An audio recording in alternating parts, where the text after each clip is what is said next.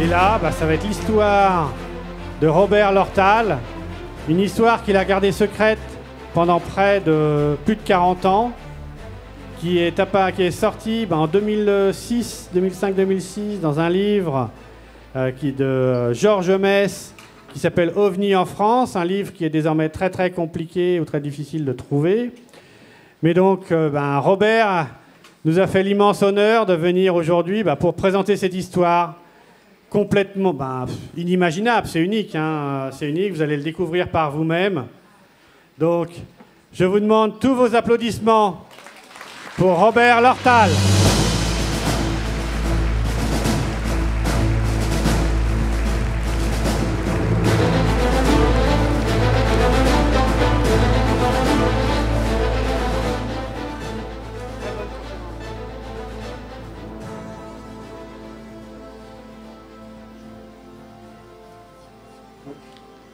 Voilà. Écoutez, je vous remercie d'être tous là. Voilà, donc je vais commencer. Alors, les premières manifestations ont eu lieu en 1966. C'était un samedi, à une fête votive de l'UNAC, dans laquelle j'avais participé. Donc, vers minuit et demi, donc, je rentre à la maison. Et dans la cour de la ferme de Romagnac, je trouve la seule lumière allumée, là, une ampoule allumée. Et normalement, tout le monde, la famille devait être normalement au lit là, à cette heure-là, à l'époque. Et donc c'était allumé. Je vois ma grand-mère, pardon, qui paniquait un peu. Mon père, alors ma grand-mère me dit, mais figure-toi qu'il y a des boules qui se promènent là, qui sont montées du pré, qui montent petit à petit vers la maison. Alors, je lui ai demandé, mais où est ma mère? Et ma mère, elle s'est réfugiée parce qu'elle a eu peur, elle s'est réfugiée dans un placard. Elle s'est fermée à clé. D'accord. J'ai dit, mais attendez, j'ai dit, vous rêvez là? Elle me dit, non. Elle me dit, alors je vais voir autour de la grange, derrière, là-bas, dans le pré. Au fond, il n'y avait rien, il n'y avait absolument rien. Bon, j'ai pensé, c'est pas possible, ou alors mon père a bu un coup, pourtant il ne buvait pas quand même, c'est pas un alcoolo. J'ai dit donc, écoutez, c'est bon, on va au lit. Bon, j'étais fatigué, on va au lit, on va se coucher, c'est bon. Hein. Voilà, donc on a été se coucher. Le lendemain, il n'y avait rien. Après, on n'en a plus parlé parce que c'était après le mois de juillet, les moissons, les foins, etc. Et donc, jusqu'au mois de janvier 1967, mon père, il me dit, moi j'étais en train de tirer du foin à la grange le soir pour les bêtes. Et mon père revient, et lui, regardez, il était dehors, parce qu'il sortait souvent à l'extérieur le soir. Bon. Après cet épisode-là du mois de janvier, du mois de juin. Et il me donne ce coup, il m'appelle, il me dit, viens voir vite, il y a les boules comme l'année dernière. Alors je sors, mais tranquillement, j'ai dit, c'est peut-être, je sais pas, quelqu'un qui fait un phare de tracteur, un phare de voiture, un phare de tracteur dans les champs. Et bon, il n'y avait rien. Alors j'ai dit, mais il n'y a rien, tu vois bien, attends, j'ai un tracteur peut-être qui travaille là. Et il m'a dit, non, je t'assure, ils étaient là. Il y avait des lumières. Bon, je reviens tirer du foin là. Quelques secondes après, il me rappelle, viens, ça y est, on les voit. Parce qu'il m'avait dit, mais ça s'éteint, ça s'allume, ça s'éteint. Alors je sors en vitesse, là, effectivement. Alors là, j'ai vu des boules et un grand obus, on appelait ça un grand obus, pointé à la verticale, là, au fond du champ. Alors je me suis dit, là, par contre, là, il y a quelque chose. Là, je le vois, donc je le crois. Et alors ça a fait du cinéma. J'ai regardé un petit peu tout le temps. Il y avait des lumières qui se déplaçaient. Il y en avait 6. Et parfois les unes dans des champs différents, à droite, à gauche. Et parfois, quand elles montaient dans le pré, du fond du pré jusque vers la maison, elles étaient les unes derrière les autres. L'une derrière l'autre. Bon, il n'y avait pas de ressenti. Je ressentais pas plus que ça. Bon, je commençais à me poser des questions. J'ai dit, c'est pas possible. En plus, elles ne touchaient pas le sol. C'était des boules d'1 mètre, 1 mètre 20 environ. Le dessous légèrement aplati. Bon, ça ne faisait pas de bruit, c'était silencieux. Je me demandais qu'est-ce que c'était. Je n'ai pas compris. Et après, j'ai entendu, j'ai dit à 23 heures, j'ai dit, je fous le camp au lit, ça n'a pas l'air, je ne sais pas qu'est-ce que c'est. Bon, et ça ne m'a pas empêché de dormir d'ailleurs. Hein. Et par contre, le surlendemain, là c'était le mardi, non c'était le lundi. Et le mercredi, par contre, elles sont revenues. Alors, la même chose, il y avait l'obus. Et puis, ce jour-là, par contre, il y avait une des boules qui était partie sur un chemin à côté, sur un autre champ, là-bas. Elle s'est plantée au milieu de la route qui va de chez nous,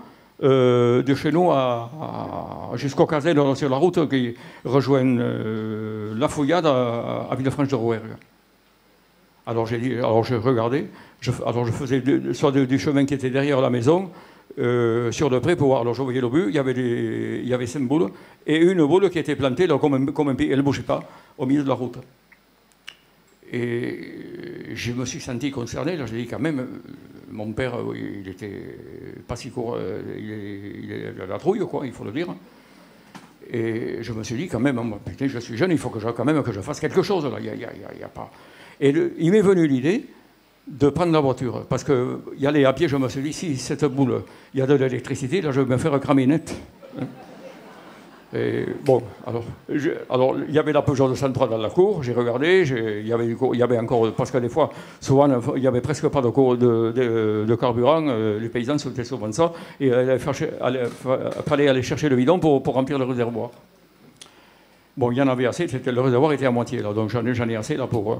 Alors, mon idée était, je vais prendre la voiture, et cette boule là-bas, je vais aller doucement, et d'un coup, je vais accélérer, un coup d'accélérateur, et je vais y foutre un coup de pare-choc. Voilà alors, quand je me suis approché, je l'avais dit à mon père, j'ai dit, je prends la bagnole, je vais essayer de l'attraper.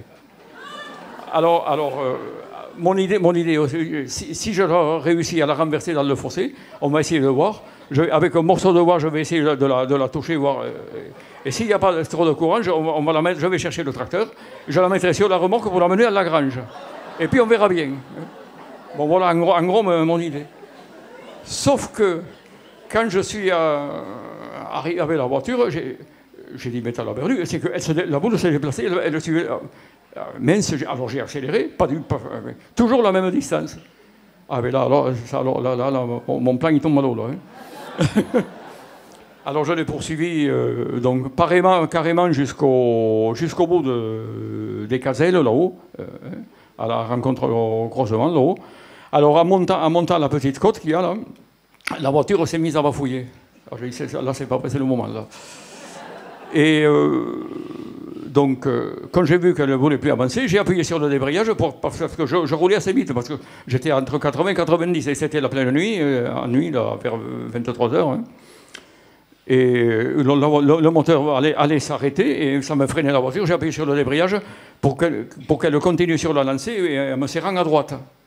Et c'est ce que j'ai... Et même de suite après... j'ai vu, comment dirais-je, une soucoupe à deux dômes qui arrivait sur mon côté droit, et elle a fait un plongeon comme ça, là. Elle s'est arrêtée à un niveau un peu plus bas que moi, parce qu'il y avait un champ qui était non plus bas que la route, et il m'a semblé voir dans une espèce de lumière verte à l'intérieur, dans ces deux dômes, et j'ai vu deux personnes qui m'ont semblé humaines. Et puis, à un moment donné, la boule, elle est remontée, puis elle est redescendue, et puis elle est partie à une vitesse, je n'ai pas eu le temps de suivre des yeux seulement. Hein. Et au même moment, j'ai remarqué que j'avais l'impression, comme si j'étais un petit peu, collé dans la voiture, j'avais du mal, et ce mal, ça s'est accentué. Je ne pouvais pas trop bouger. Et en même temps, j'ai entendu un panneau qui vibrait sur l'autre côté, qui indiquait l'autre route départementale. Et là, j'ai dit, ça n'allait plus. Et après, je ne me souviens plus de rien. Alors, j'ai oublié de préciser qu'en montant la côte, la boule que je poursuivais, elle s'est simplement esquivée en passant sur la droite à travers deux arbres. À travers deux arbres, elle est partie dans l'autre champ. Mais après, je ne me rappelle plus.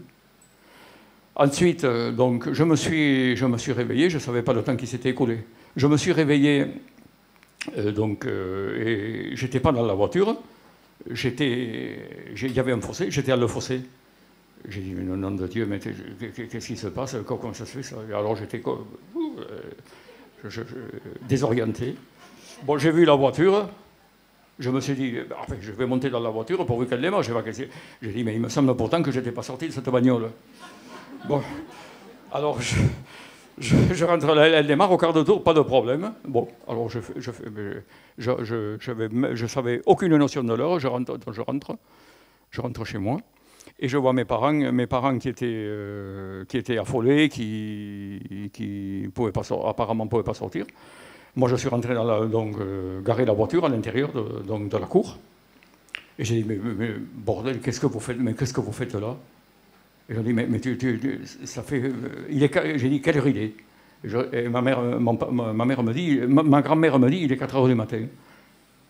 Attends, mais il me semble que je suis parti vers les 11 heures, là. Et j'ai dit, mais pourquoi vous appelez pas les voisins? Pourquoi?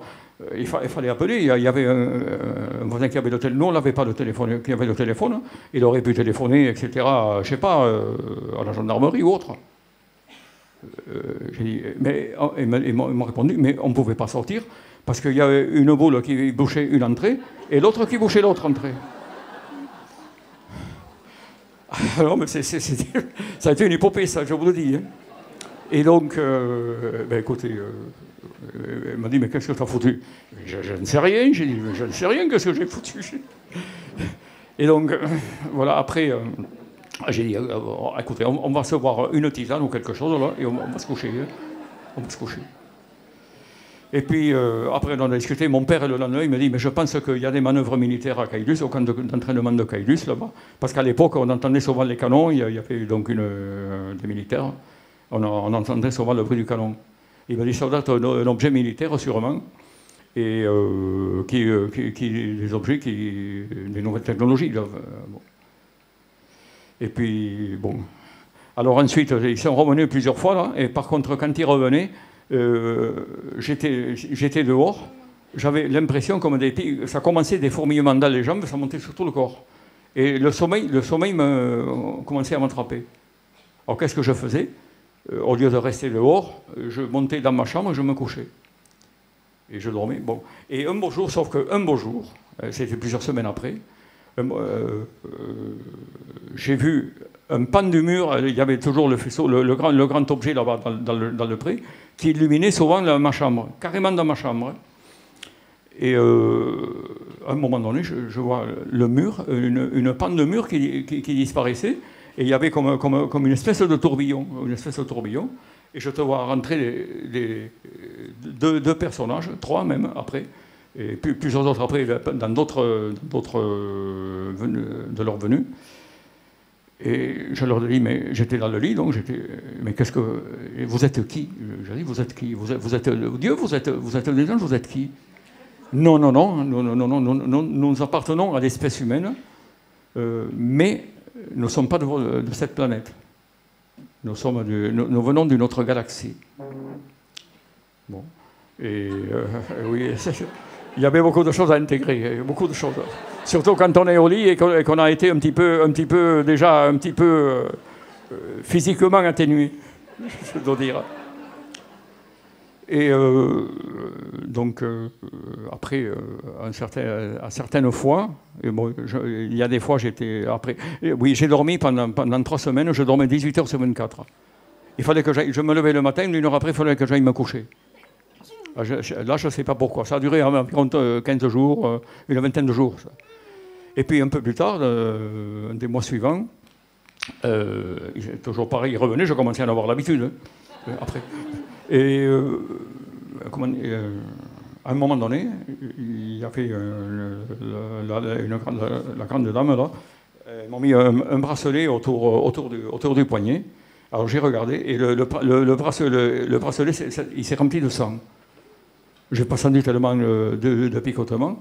Et après, le lendemain, j'ai regardé et il n'y avait pas aucune marque ni rien hein, dans le bras, aucune marque. Voilà. Alors ça a duré plusieurs fois, bon, il venait, etc. Est-ce que tu vas bien? Alors j'avais des migraines, jusqu'à l'âge jusqu'en 1968, j'avais, dans toute ma jeunesse, il fallait que j'aille me coucher parce que souvent, 1 fois ou 2 fois par mois, j'avais des migraines atroces, mais vraiment atroces. D'ailleurs, je piquais des médicaments à ma grand-mère. À l'époque, c'était les médicaments de la véganine, de la calmine. Ouais, c'était en gros ces médicaments-là, et de l'aspirine. Pour me calmer, encore ça ne me calmait pas, et j'étais obligé d'aller au lit et de m'enfermer, de fermer les rideaux, parce que je ne supportais même pas la lumière. Alors le monsieur qui accompagnait la dame, le monsieur, donc je l'ai appelé le guide, la dame c'était la biologiste. Plus tard j'ai rencontré l'ethnologue, on en parlera après.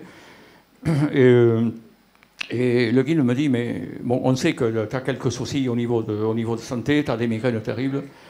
Écoute, je pense qu'on va pouvoir t'arranger ça. En fait, tu as une excellente santé, tu es en excellente forme, mais il y a quelques dysfonctionnements et nous, on se prépare, on va t'arranger tout ça. Et après,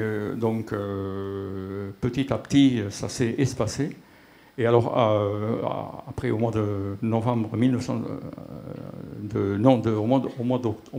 mois de juin, c'était au mois de juin 1968, le guide m'a demandé, est-ce que tu serais, on aurait envie, on te fait une proposition de venir avec nous, de te prendre pendant une année, et on ira du côté de l'Inde, là-bas, on ira dans l'Himalaya.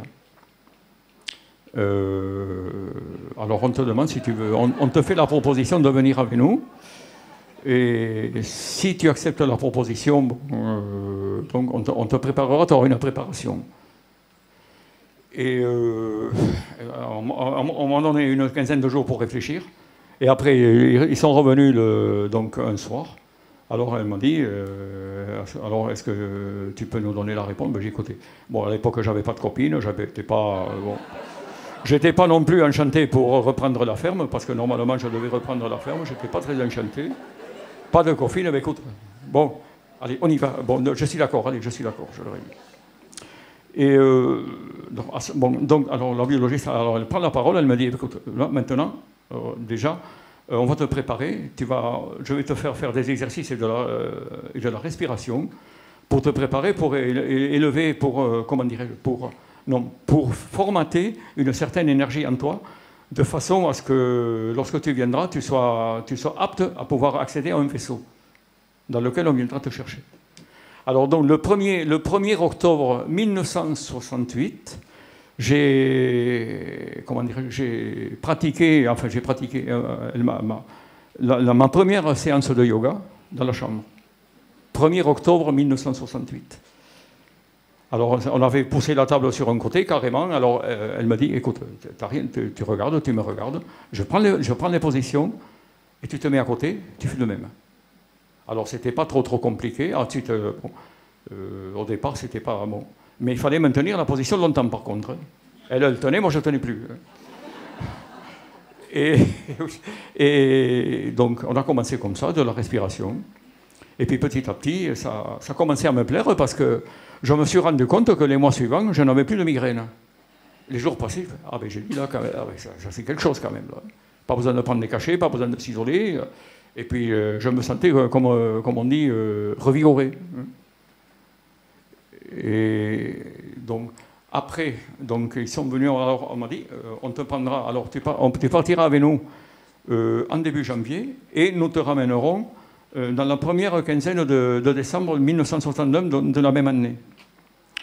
Alors, ce que tu auras à faire, donc, le jour qu'on aura convenu, tu descendras au fond du champ, tu ne prends rien, tu t'habilles normalement, tu n'as pas besoin de prendre quoi que ce soit, parce que tous tes besoins seront garantis par nous. Hein. Donc, le jour arrive, je dis ok. Alors, le jour arrive, et donc vers 21h et quelques là, du mois de janvier 69, bon, j'ai dit à mon père, donc, tu es au courant, je m'en vais. Alors, mon père savait que je partais avec les visiteurs. Et ma grand-mère et ma mère, je leur avais dit que je partais à Paris. Voilà. Et donc, je descends le pré. Et en descendant le pré, j'ai été envahi par une peur panique. Alors, une transpiration là dans le dos, j'ai eu peur de mourir là. Hein. Et, parce que je me suis dit, mais peut-être que tu vas monter dans cet engin, ils montent tellement haut que tu n'auras pas d'air. Eux, ils respirent et moi, je ne pourrai pas respirer. Je me dis, tu vas crever là-dedans. Et à ce moment-là, je reçois comme si ma tête recevait une impulsion dans ma tête C'était pas une douleur comme une vibration, une vibration. Ça m'a pas fait mal ni rien. Et d'un seul coup, j'entends la voix. Robert, écoute, nous, tu n'as pas aucun souci à te faire. Tout est prévu pour toi. Dans la machine, tu n'auras pas peur. Il n'y a aucun problème pour toi. Il n'y a aucun problème. Donc tu descends, tu peux être tranquille. Et là, tu nous attends au pied du cerisier. Tu nous attendras au pied du cerisier. Quand nous serons là, quand la machine sera au niveau du sol, la luminosité va s'éteindre. Et quand tu verras une lumière jaune, à ce moment-là, tu pourras venir vers nous. Mais ne viens pas avant que la lumière jaune ne soit allumée, parce que ce serait dangereux.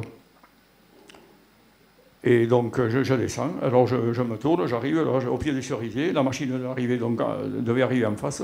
Et d'un seul coup, vers l'est, du côté de l'est, je vois une trouée dans le ciel. Une trouée, ça fait une grosse trouée. Comme s'il y avait, derrière le ciel, il y avait une trouée. Et il y avait un autre ciel encore plus loin. Et j'ai vu la machine, une soucoupe arriver. Alors, mais très vite, en quelques secondes, elle a fait une trajectoire comme ça, elle descendait toute vitesse, elle a contourné beaucoup plus loin là-bas, et elle est venue se positionner carrément à une trentaine de mètres de moi. Et alors, pas un abri, rien. Et donc j'ai attendu, la luminosité a disparu, et au bout d'un moment, enfin au bout de une minute, on va dire, donc la lumière jaune est apparue. Donc j'ai avancé, une porte s'est ouverte, et j'ai vu sortir par la fenêtre, par cette ouverture, un grand gaillard que j'ai reconnu comme étant le guide que je voyais dans les chambres.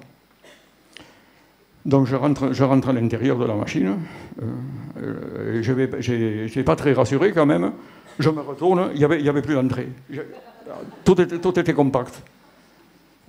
Alors après, je me retourne, je regarde devant, un siège ergonomique là. Et donc, bon, il m'a dit, tu t'assois. Le guide m'a dit, ben, assis-toi. Il n'y avait pas de ceinture. Alors je m'assois sur ce fauteuil, ce siège. Et d'un seul coup, j'ai senti comme des bourrelets qui m'entouraient là. J'ai dit, waouh, je me suis dit, là, c'est confortable. Waouh, dis donc, je suis bien assis là. Et bon, rien ne se passait. Le guide s'est assis pareil sur notre fauteuil à côté. J'ai dit, mais on part pas. Mais il m'a dit, mais on est déjà parti. Il m'a dit, ah oui. Et il m'a dit, mais on est à 40 km d'altitude. Et il m'a dit, lève-toi, tu vas regarder un peu plus loin, tu regardes en bas le panneau qui va devenir transparent. Alors je regarde, alors j'ai vu une ville, c'était très bas là-bas, j'ai vu une ville, j'ai fait un instant de recul, j'ai quand même vu une ville. Et alors, je sais pas, à tort ou à raison, j'ai cru que c'était la ville de Marseille. Je sais pas, j'en sais rien, c'est l'idée qui m'est venue à l'époque. Alors après, ça s'est refermé, ça ne bougeait pas, c'était une stabilité complète, on n'a pas beaucoup discuté, on n'a pratiquement rien dit. Et il m'a dit, tu verras, on sera arrivé très vite là-bas, ça ne prendra pas beaucoup de temps. Alors, ensuite, comment dirais-je, je ne sentais pas le mouvement, donc on est arrivé. Alors, dans il y avait une grande esplanade à l'intérieur, surface plane. Je sors du vaisseau, etc. Alors, il m'a dit, là, on va respecter le rythme parce que du coup, chez toi, maintenant, il serait à peu près 23 heures ou 23, un peu plus. Donc, tu vas aller dormir. On ne va pas te modifier ton rythme de sommeil, donc tu vas aller dormir. Alors, on m'amène dans une chambre, etc. Alors c'était mon espace, il y avait un lit, et il y avait, comment dirais-je, une espèce de boîte là, en demi-lune. Là. Alors il me dit, bon mais là, je t'expliquerai, c'est le fonctionnement, tu pourras avoir ta famille et ton chez-toi, il suffira de tourner un ou deux boutons et de réglages. Et alors je ne sais pas, curieusement, j'avais sommeil. Alors que j'aurais pas dû avoir sommeil, vu ce qui s'était passé, là, j'aurais pas dû. Et pourtant, j'ai dormi. Alors, Georges Mest, il m'avait demandé, là, celui qui a écrit le livre là, sur mon histoire, là, OVNI en France, il m'a dit, mais tu dormais bien la nuit? Ah ben, j'ai dit, jamais de ma vie, j'ai dormi aussi bien. Et il m'a dit, bon, je te dis rien, mais je comprends pourquoi. Donc, apparemment, peut-être qu'il m'avait aidé un peu à dormir aussi. Hein. Voilà. Alors après, le lendemain, on m'amène, comment dirais-je, dans ma chambre, je l'ai vu arriver, on m'a amené du café. Alors, le même café avait le même goût exactement que faisait ma grand-mère ou ma mère. Ah ben j'ai dit, bon, je me suis dit, ah ben, je ne suis pas trop dépaysé puisque j'ai la même bouffe, ça va pas aller trop mal. Et puis après, comment dirais-je, on m'a montré un petit peu la base, on a fait le tour avec la biologiste, avec la dame qui s'occupait de moi. On a fait le tour, alors par contre il y a 2 endroits où il ne faudra pas y aller. Parce qu'ici, il y a des champs énergétiques très puissants, hein. Il y a des champs électromagnétiques, il ne faudra pas rentrer là, il ne faudra pas, n'essayer pas de pousser quoi que ce soit. À un autre endroit, il y avait apparemment des substances chimiques, etc. Et des substances de radioactivité et autres. Alors j'ai fait le tour, un petit tour en contournant la base, c'était quand même assez long. Hein. Et j'en ai vu qu'une partie parce que je pense que c'était plus immense que ce que j'ai vu. Hein. Alors on s'est mis après, donc, appris à pratiquer le yoga, pratiquer le yoga, des exercices respiratoires, des exercices comment dirais-je, d'essayer d'apprendre un petit peu de communiquer sans parler, mais bon, ça n'a pas tellement marché. Par contre, ce qui m'a gêné chez eux, souvent quand j'en voyais certains comme ça, à certains moments, ils étaient plusieurs à discuter, je sentais qu'il y avait quelque chose où ils voulaient se faire passer entre eux un message et tout, mais il n'y avait aucune parole. Alors j'étais, si vous voulez, comme un sourd-muet. Hein. Eux, ils communiquaient, et moi j'entendais rien. Ça m'avait marqué, tout le temps. Hein. Et c'est vrai que je me sentais à ce moment-là assez diminué, hein, parce que je les voyais, je sentais qu'ils communiquaient, mais ils communiquaient par télépathie. Et moi que dalle. Voilà. Alors ensuite, l'expérience que j'ai eue avec eux, il y a 2 expériences, là, où à un moment donné, là, il devait y avoir une réunion avec peut-être d'autres vaisseaux ou d'autres planètes. On dirait ça, c'est pas des visios comme avec des appareils. C'était, si vous voulez, dans la salle qui était ovale, avec une grande table ovale, là. Bon, au départ, alors, comment dirais-je, la biologiste voulait que je vienne, et le guide, et là, ils ont parlé, par contre, j'ai entendu leurs paroles, ils parlaient. Et le guide n'était pas trop, ne voulait pas. Alors, elle a réussi quand même à le persuader. Bon, elle lui dit, il a qu'à venir, qu'il vienne, alors tu le mets à tel endroit, et qu'il ne bouge pas, et qu'il ne parle pas, qu'il ne bouge pas, qu'il ne dise rien. Ok. Bon, alors, donc j'y étais, donc. Et au bout d'un moment, je te vois arriver. D'un seul coup, il y avait des chaises comme ça, tout le long. Moi, j'étais là, les chaises, du côté gauche, donc, avec la table. Et autour de la table, il y avait donc des chaises. Alors, sur une chaise, il y avait personne. D'un coup, une personne derrière la chaise. Elle tirait la chaise, elle s'asseyait. Pareil de l'autre. Il n'y avait rien, il y avait une personne après. Elle s'asseyait. Alors il y avait des gens de toutes couleurs, il y avait des grands, des minces, il y avait des trapus. Alors ils m'ont marqué, c'était des trapus, c'était des gens qui avaient une tête un petit peu de cheval.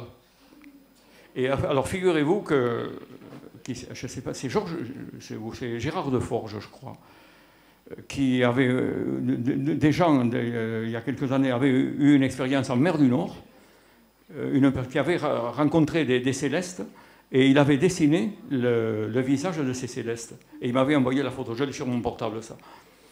Et je les avais appelés les trapus, parce que c'est des gens qui avaient un peu lourd d'eau, et apparemment c'était plutôt des aquatiques, parce que dans la planète Yarga, il y avait beaucoup d'eau, énormément d'eau, et ce sont des gens qui se déplaçaient faisaient beaucoup dans la mer, quoi, dans leur mer. Et ils étaient très, très agiles, autant que des poissons chez nous. Et par contre, au sol, ils étaient très trapus. Et donc, il y avait des gens qui avaient la peau rouge, etc. Il y avait toutes sortes de gens, des grands, des petits, etc. Alors, après, j'ai vu dans cette grande lumière, comment dirais-je, c'était la lumière, c'était un écran qui se formait dans l'espace, si vous voulez, en hauteur. Et il y avait des communications, j'ai vu des communications, j'ai vu passer des vaisseaux, etc. Bon, j'ai rien compris à ce qui se disait ni rien. Mais en fait, ça avait l'air d'être une grande conférence interplanétaire ou intergalactique. Je ne sais pas trop, je ne peux pas le définir, ça. Voilà. Alors la deuxième expérience aussi qu'on m'a fait vivre, c'est l'expérience de la mort, on va dire, ou comment dirais-je, d'une EMI, si vous voulez. Parce que j'avais été marqué, bon, on m'a fait vivre, la biologiste, elle savait tout de moi. Hein. Elle m'a dit, on sait que tu as été frappé par la mort dès que tu avais à l'âge de 6 ans, 7 ans. Elle m'a dit, ben, écoute, tu as été marqué pour... Alors, ce qui s'était passé chez nous, c'est qu'on avait un voisin qui avait autour de 90 ans, que tout le monde aimait dans le village, etc. Il était très respecté parce que c'était un personnage qui avait quand même beaucoup souffert, et je pense qu'il avait fait la guerre de 14 aussi. Et donc, il est décédé. Alors, j'ai vu tout le monde pleurer, alors que le catéchisme ou à l'église, on nous disait, oui, mais, dès qu'on est mort, on va au ciel, et donc tout est merveilleux. Alors j'ai dit, mais pourquoi il pleure, puisque on va au ciel, je sais pas.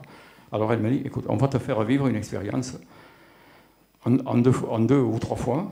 Alors, donc, un jour, à une salle que je ne connaissais pas, il y avait deux appareils, c'était comme des amplis, si vous voulez, deux comme ça, et un autre en face. Alors, donc moi j'étais sur un fauteuil comme ça, assis, légèrement incliné en arrière.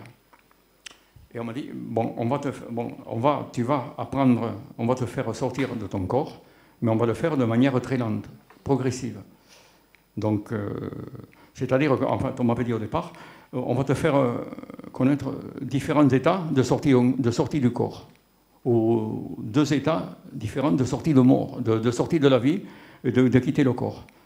La première, c'est pour une personne normalement hachée, donc dont l'énergie ne fonctionne plus, dont la force vitale est partie, il n'y en a plus.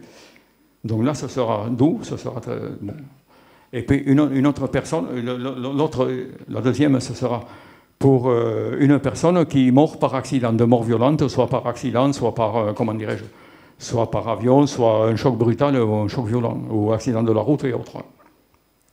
Alors, donc je me suis assis, elle m'a dit, Robert, es-tu prêt? Oui, bon, ok, on y va. Et donc je me suis senti, hop, comme si je et mon corps bougeait. Ouh là, ça a commencé à valser un petit peu dans tous les... Non, quand même, c'était contrôlé, et c'est pas moi qui contrôlais. Et donc je me suis retrouvé derrière la machine qui était moi, qui me sortait du corps.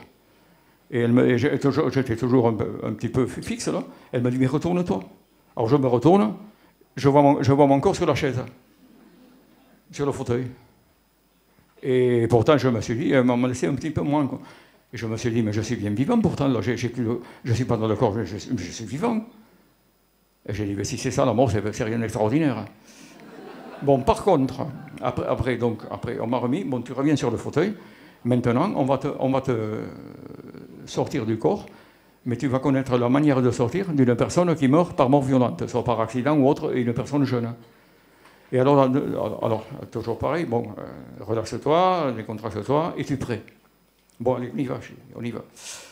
Alors d'un seul coup, j'ai senti, mais alors, comme une décharge électrique, comme si on me foutait dans le corps 10 000 volts. Oh, ça a été très douloureux, ça n'a pas duré longtemps, hein. Peut-être 3, 4, 5 secondes. Hein. Mais là, j'étais pareil, j'étais beaucoup plus loin, par contre, de l'autre côté. Mais après, j'étais bien. Ben, retourne-toi. Et bien là, j'étais beaucoup plus loin, je voyais mon fauteuil était beaucoup plus loin, mais j'étais plus dans mon corps, mais j'étais vivant, j'étais en pleine forme, j'étais vivant. Hein. Alors je pouvais bouger, il n'y avait pas de poids du corps, j'étais comme, c'était magnifique, magnifique. Donc voilà, on m'a fait, c'est les deux expériences principales que j'ai retenues, que je n'ai jamais oubliées. Mais c'est vrai que ça m'a permis de comprendre comment, par exemple, quand les gens se suicident ou un accidenté de la route ou autre, peut ressentir lorsqu'il quitte son corps. Voilà. Après, donc les mois ont passé. Bon, on m'a donné aussi des revues comme Science et Vie. On discutait aussi sur les casars à l'époque, à Science et Vie. Alors des fois, la biologiste qui parlait, elle me dit, tu vois, cette partie c'est faux, scientifique, là ils font erreur, c'est pas ça. Alors des fois, je comprends. Alors des fois, elle avait, comment dirais-je, elle se lançait dans une discussion tellement mathématique ou comment dirais-je, où j'arrivais pas à suivre. Bon, elle me dit, écoute, c'est pas grave, hein. Tu as tout le temps, tu es jeune, il n'y a pas de problème. De toute façon, c'est pas vital pour toi, ça. Hein. C'était simplement pour ton information. Voilà, bon, après, il y a bon, c'est passé d'autres choses, mais là, j'en parlerai pas parce que ça me gêne, mais vous savez ce qui s'est passé, je pense. Hein.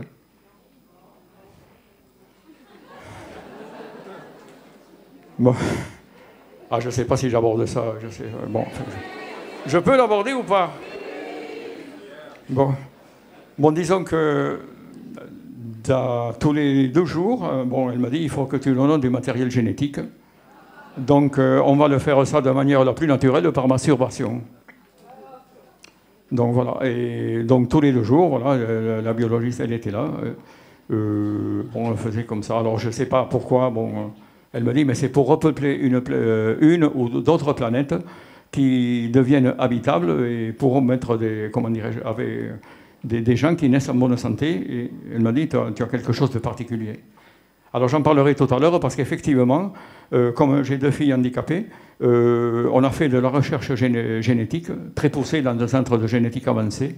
Et effectivement, j'ai un truc. Dans le corps, voilà. Bon. Et donc, mais j'en reviens donc, là-dessus. Et donc, après, je ne sais pas les matériaux qu'ils en ont fait. Bon, ça a duré. Bon, alors, un jour, j'ai voulu demander à la biologiste, je lui ai dit, mais dites-moi, je lui ai dit, pour une fois, on ne pourrait pas faire autrement, on ne pourrait pas avoir une relation. Bon. Alors, c'est pas tout de suite que j'ai demandé ça. Moi, j'en avais ras-le-bol. J'en avais ras-le-bol. Et elle me dit, mais Robert, elle me dit, attends, elle me dit, il n'en est pas question. On n'est pas là pour rigoler, on n'est pas là pour s'amuser. C'est une mission, mon travail, c'est une mission. Hein. Non, elle me dit, non, on ne pourra pas faire, non, ne me redemande pas ça, parce que ce n'est pas possible. Moi, je suis en mission. Et toi aussi, elle me dit. Hein.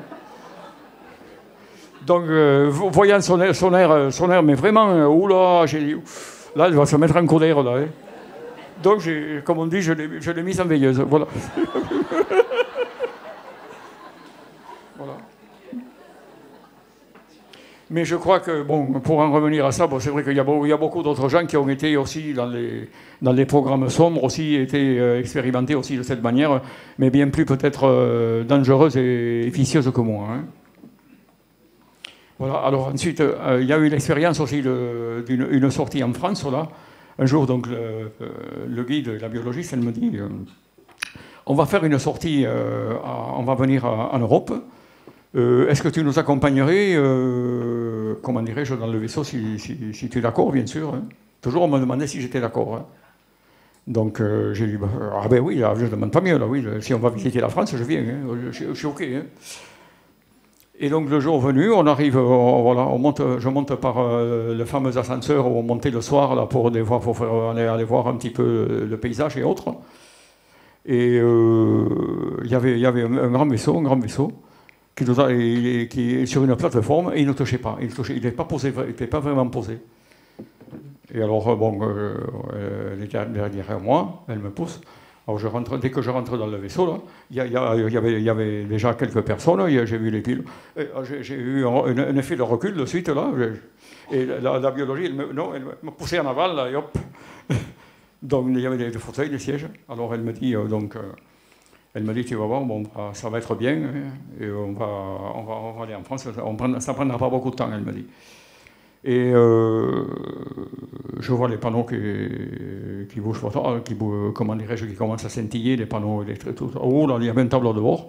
J'avais dit à Georges Mess que le tableau d'un avion de Mirage 3 qu'on a poursuivi me semblait ridicule par rapport au grand panneau hyper illuminé du vaisseau, là.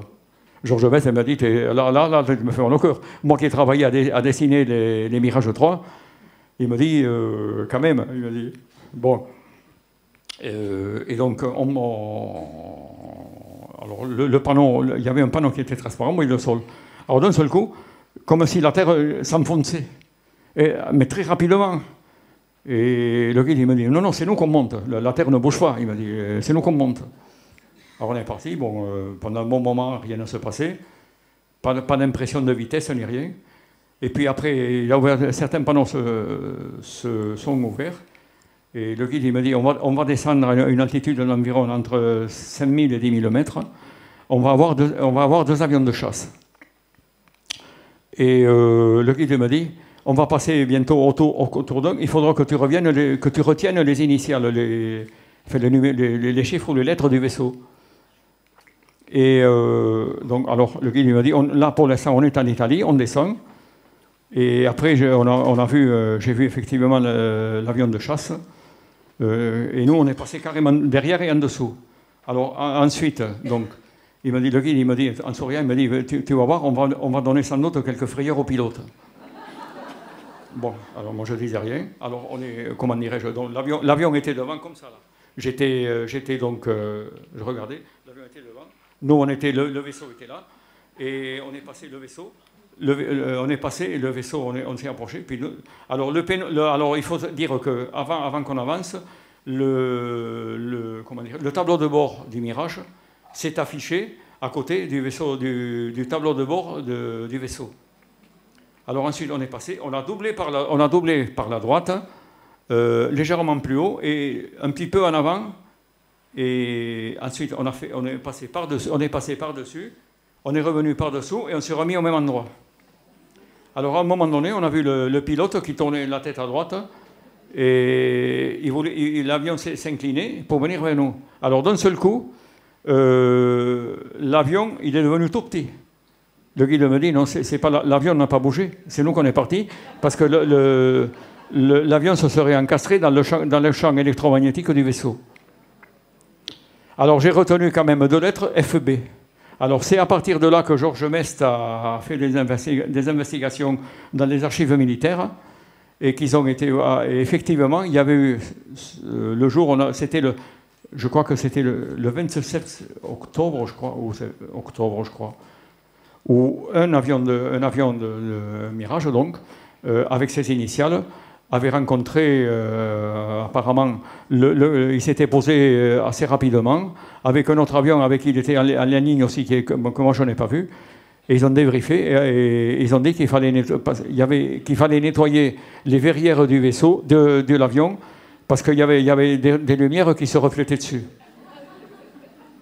Donc c'était les verrières qui étaient responsables. Voilà, en gros, donc les grandes comment dirais-je, les choses qui ont été les plus marquantes pour moi.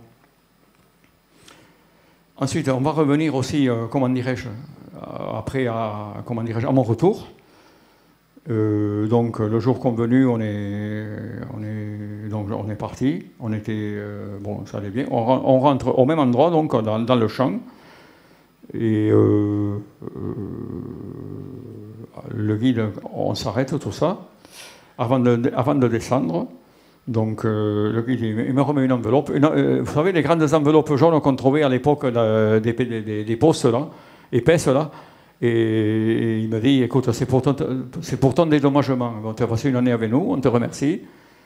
Et après, je suis, comment dirais-je, on s'est dit au revoir. Il y avait la biologiste, l'ethnologue aussi.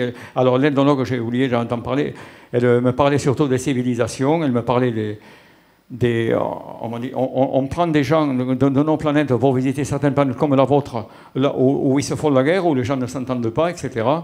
Les gouvernements ne sont pas bons. On me l'a dit aussi, ça à la base, il y a beaucoup de choses.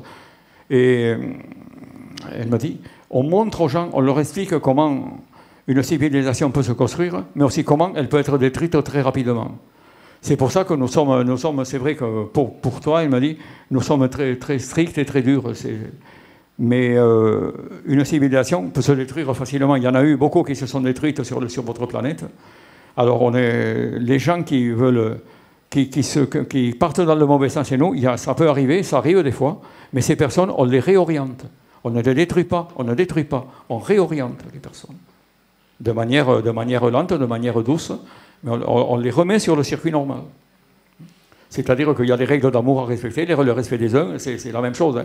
Le respect des jeunes, le respect des autres, le respect de la vie, le respect de l'environnement, le respect des animaux, etc. Voilà. Et là, alors, donc cette enveloppe jaune, après, je suis monté donc, chez moi, j'ai remonté le pré, donc. Et quand j'ai voulu ouvrir la porte, vers 23 heures, c'est mon père qui a ouvert la porte, il m'attendait. Et j'ai dit, mais comment tu savais que j'allais rentrer ce soir moi, et il m'a dit, je le sais. Bon. Alors, comme bon, c'était 23 heures, bon, on est parti au lit. Hein. Et puis le lendemain, l'enveloppe, là, il y avait 27 000, ah non, c'est pas des euros, 27 000 francs. Voilà. Sachant que, quand même, après, avec ces 27 000 francs, j'ai acheté une voiture neuve, une Ford Escort, hein, qui coûtait un coupé sport, hein, qui coûtait 8 000 francs, pardon, 8 000 francs, il m'avait coûté, j'avais payé cash. Qu'à l'époque, même le vendeur, il a dit, putain, ce jeune, il te paye cash une bagnole comme... Ah, il a été surpris, le gars. Hein. Et voilà, et donc, voilà, après, bon, après j'ai passé quelques années, l'année d'après, tout ça, bon, comme on dit, comment dirais-je, bon, on peut le dire, ça, comme on dit, je reprenais un peu la vie, mais ça a été difficile. Hein. Reprendre la vie après une année comme ça a été dur. Hein. Puis je pensais souvent à ce que j'ai vécu, etc. Alors, pour me changer les idées un petit peu, j'allais les fêtes sportives à l'époque ou autre, il y avait un dancing aussi du côté de Villefranche-de-Rouer. Alors, souvent il y avait comment dirais-je, alors il y avait des nanas avec cette belle voiture là, qui venaient. Bah, allez, montez, moi je vais au bal là-bas. Et vous montez, elle faisait du stop. Ah, c'est toi, allez, bien. Bon, voilà. Alors, par contre, un jour était différent. Donc, du côté de Villefranche, il y avait un gars qui avait une voiture, une DS. Il m'a dit, je l'avais rencontré une autre fois, je le voyais, mais bon, sans plus. Hein. Il m'a dit, mais si on va du côté plus loin, du côté de Caïdus, là, un peu plus loin là-bas. Et on va aller le dancing s'appelait la Pergola.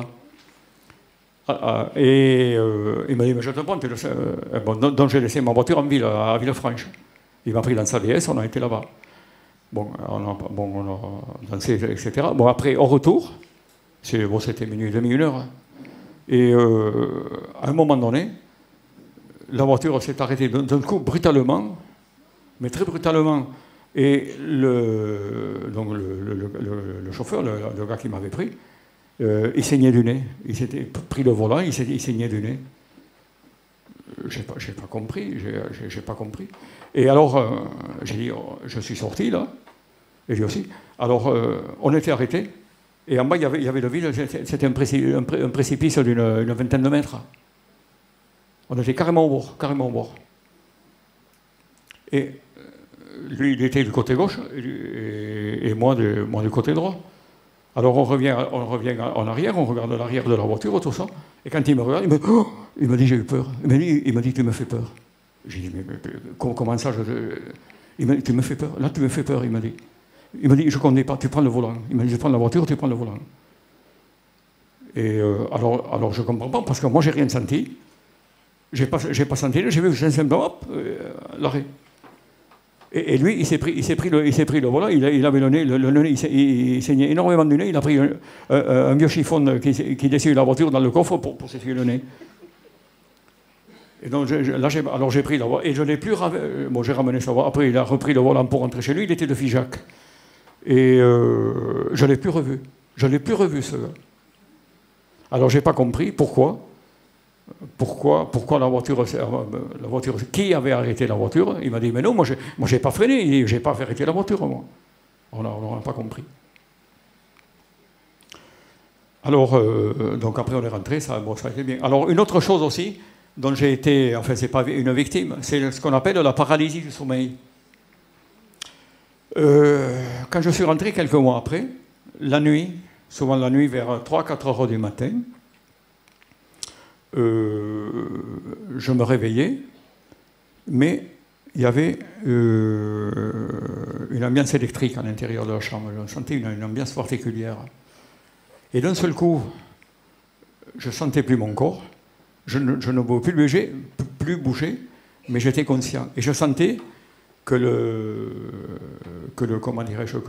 l'implant que j'ai derrière là, distribuait de l'information.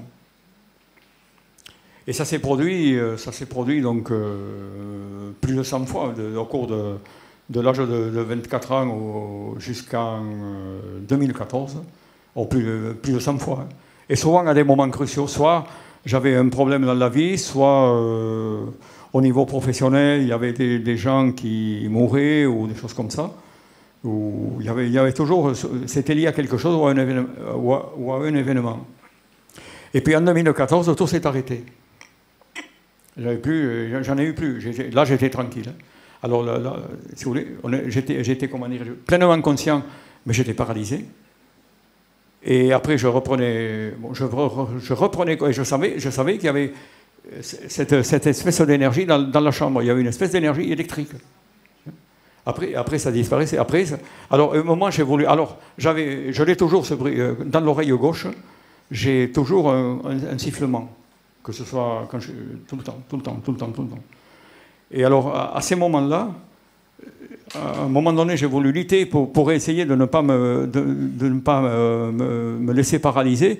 J'ai voulu lutter mentalement, Et alors, le sifflement, ça est devenu carrément comme un bruit strident de scie électrique, de scie métallique. Mais vraiment strident. Alors, j'ai de suite arrêté, le bruit a diminué. Alors, après, j'ai laissé faire. Et puis, j'en ai pris mon parti, parce qu'au début, j'avais peur. J'ai dit, ça y est, t'es en train de mourir. T'es en train de mourir. Et puis, j'en ai pris l'habitude.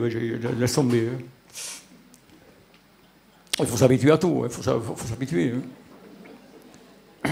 Et donc, voilà. Après, en 2014, ça s'est arrêté. Alors, je voudrais revenir aussi sur un événement. C'était les premières rencontres ufologiques à Châlons-en-Champagne en 2005. Je ne sais pas s'il y a des gens qui ont été, qui s'en souviennent. Là. Non, je ne sais pas. Bon. Et donc, il y avait Georges Mess. Il y avait le contre-amiral Gilles Pinon. Georges Mess avait fait venir un radiesthésiste là, pour essayer de me tester un petit peu.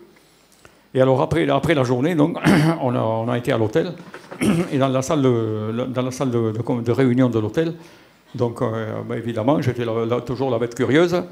On m'a fait, et on m'a dit, Georges Mess, il m'a dit, tu prends une chaise, tu prends la chaise.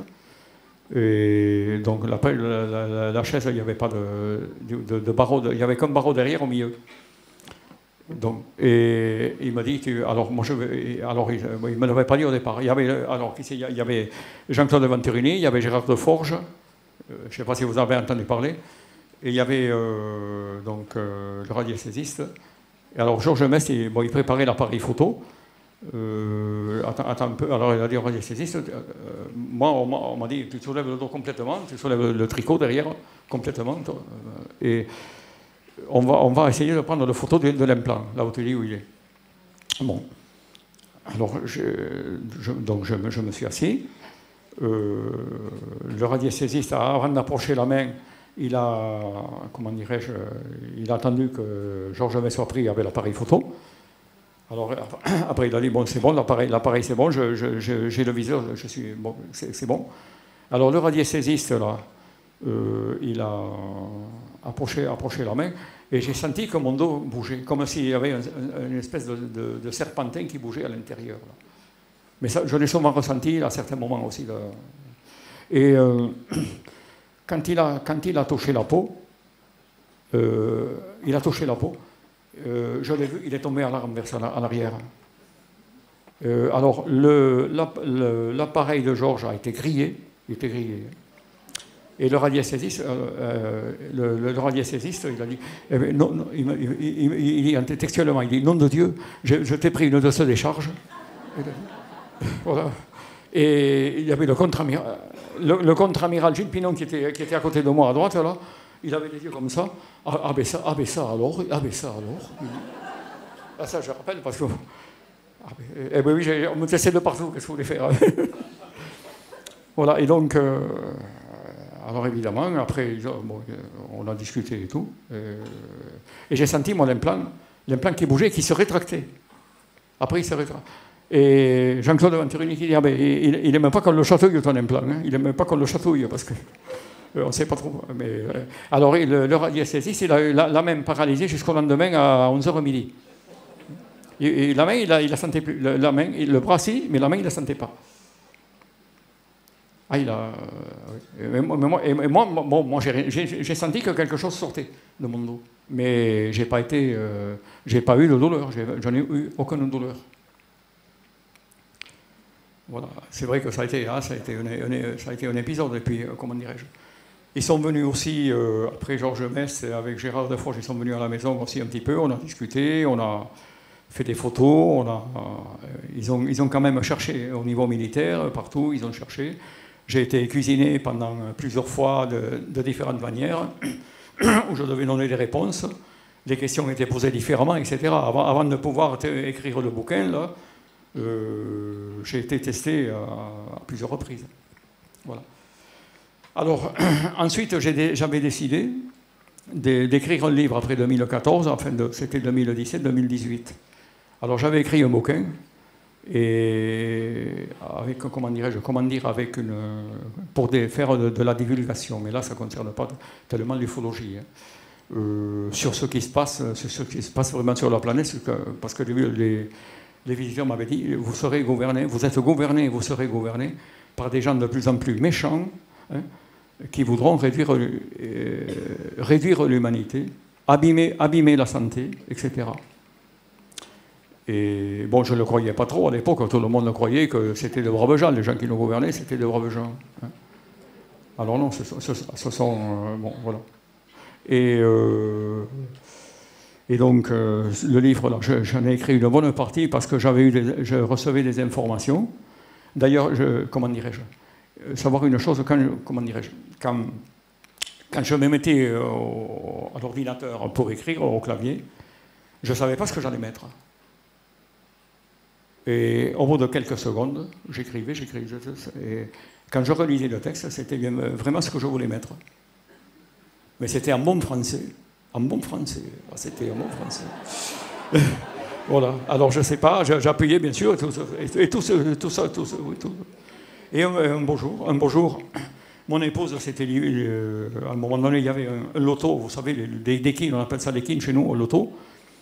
Et j'étais seul, je travaillais.